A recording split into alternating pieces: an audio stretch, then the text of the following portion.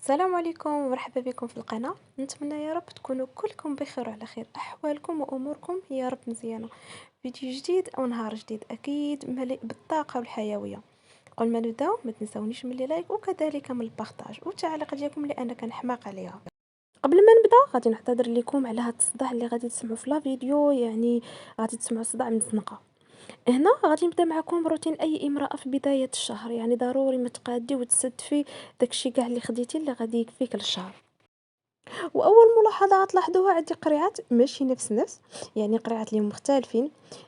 كنت ديجا خديت شي وحدين، من بعد خديت هادو اللي كتشوفوا معايا ولقيت فيهم غير ثلاثه وما بقيتش لقيت يعني نفس الشكل، وصافي اكتفيت بهادو تناخد يعني واحد النوع اللي يكون بحال بحال. هنا كل واحد وشنو كياخد في بدايه الشهر. انا غادي نتقاسم معكم فقط هادشي اللي غادي ندير في القريعات، اما الامور الاخرى اللي غتستف راني ديجا استفتها. وهنا بغيت نتقاسم معكم واحد الموضوع غادي نهضر معكم فيه، اللي هو يعني اغلبيه الناس كيخافوا من واحد الحاجه اللي سميتها الفشل. يعني انه الا بغيتي ديري شي حاجه دائما كتاجليها، كتقولي لا مازال ما مستعده، لا حشومه، لا هادي لا هادي، الناس غادي يقولوا، الناس غيقولوا. انا بالنسبه لي انا هاد الكلمه ديال الناس ما بقيتش كنتسوق ليها صراحه الله. حيت قد ما انتي كتسوقي للناس شنو غيقولوا وشنو غيقولوا عليك وشحال من حاجه، غتبقاي ديما في بلاصتك، ديما غادي تبقاي في واحد البلاصه اللي كدوري فيها، واحد النقطه اللي دائما كدوري عليها. لا، دائما كنشوف انا شنو اللي مسلكني، شنو هي الحاجه اللي انها نفعاني. ما غاديش نشوف الغير، حيت الغير ما كيعيش ليا اللحظه ديالي، الغير ما كيعيش معايا حياتي وما عارفش. نتمنى ان الميساج وصل. المهم هنا كنسد في المونه ديالي كما كتشوفوا على هذا الشكل. يعني كاينين حويجات صراحه كيشيطوا ليا الشهر الجاي ان شاء الله، ودائما بحال هكا حتى ندير ستوك ونتشاركوا معكم باذن الله. هنا غادي نمر نتقاسم معكم الوصفه اللي قلت لكم، كره الطاقه للوليدات الصغار اللي ما كياكلوش. غادي تشكروني عليها، حيت غنيه بزاف فيها الحويجات اللي غينفعوا وليداتنا. هنا طحنت، هنا كاين شويه الكركع، شويه اللوز، شويه الزجلان، شويه زريعه الكتان، بذور الشيا، زريعه نوار الشمس، شويه المشماش والبرقوق والزبيب والتمر والشريحه. كلشي مطحون، والشوفان نسيتو، كلشي مطحون على هذا الشكل كما كتشوفوا معايا. وغادي نضيفوا معاه مكونات اخرى، غادي نعطيكم الاختيارات على حساب وليداتكم شنو كيبغيو. بالنسبه لي انا غادي نخدم بعجينه التمر، بغيتو نتوما ديروا الشكلاط او انكم بغيتو ديروا نيسل اللي متوفر عندكم، يعني غادي ينفعكم، كلهم زوينين. هنا غادي ناخد الحلبة، يعني الوليدات ما كيبغيوش لينا الحلبة، غادي ندير واحد 3 المعالق عامرين ديال الحلبة ونخلطهم مع هاد المكونات. ما غاديش تبان ديك المرورة ديال الحلبة، بالعكس غادي يغلبوا على هاد المكونات. الحلبة كما كنعرفوا راه كتفتح الشهية وكتساعد الوليدات باش انهم ياكلوا، ماشي فقط الوليدات، بامكاننا حتى حنا الكبار ناكلوها، يعني راه كتزيد في الوزن مع المده وكتفتح الشهيه. هنا كما غادي تشوفوا معايا غنخلط مزيان المكونات وغنقسمهم باش انني نخدمهم شويه بشويه. يعني كما غادي تعرفوا عجينه التمر صعيبه شويه اننا ندخلوها مع هاد المكونات، على خلاف الا كان الشكلاط سايح او النيسلي سايح دغيا غادي يتجمعوا لينا. هنا بحكم كما كتشوفوا هاد عجينه التمر دايره بحال هكا صعيبه صراحه، لقيت معاها صعوبه، ولكن انا درتها كعجينه التمر باش ما يكونش كلشي حلو بزاف، حيت من بعد غادي ندوزهم في الشكلاط. يعني فضلت انني نخدمهم بحال هكا شويه بشويه، بحال الا كنبسبوسو السميده.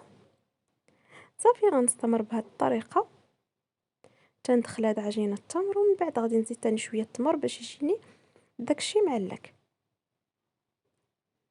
المهم خليكم معايا حتى غادي نسالي هاد المرحله. وبالنسبه للتشكيل راه كيبقى لكم نتوما اختياري. انتم كما كتشوفوا معايا راه زدت مازال التمر حتى جا معلك. دابا غادي نشكلهم، كيبقى لكم الاختيار. انا شكلتهم بيدي بحال هكا، صراحة ما كانش عندي الوقت. الا بغيتو نتوما غادي تشكلوهم في هادوك لي مول نتاع السيليكون، غادي يعطيوكم شكيلات اللي بغيتو. حتى هذا راه غادي يزيد تاني شي حاجة مختلفة للوليدات الصغار. انا فقط كورتهم بهاد الطريقة اللي هي سهلة.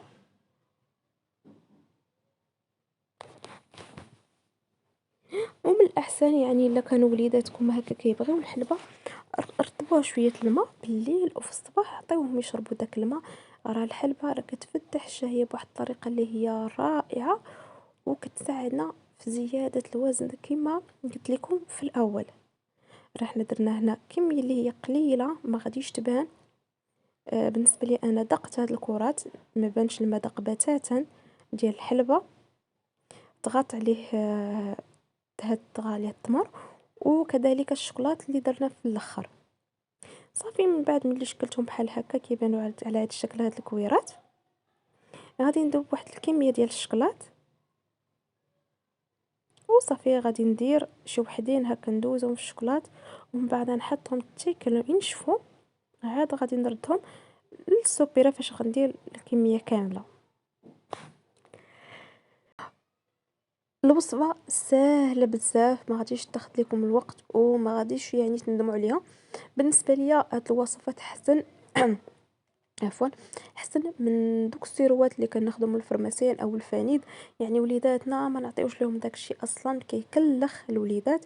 من الاحسن نصايبوا لهم بحال هكا في الدار شي حاجه اللي هي طبيعيه وعلى يدينا، واكيد اكيد راه كتعطي نتيجه.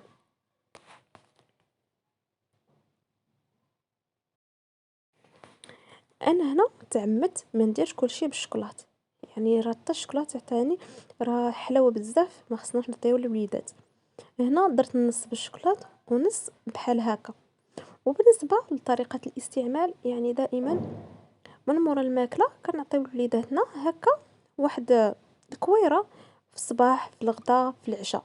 ولكن راه ملي غيذوقوا هاد الكويرات غياكلوهم قبل الماكله وبعد الماكله وسط الماكله، راه زوينين واحد المذاق اللي رائع. وإلا كاع زدتو نيسلي راه واحد المذاق تاني وراء اروع.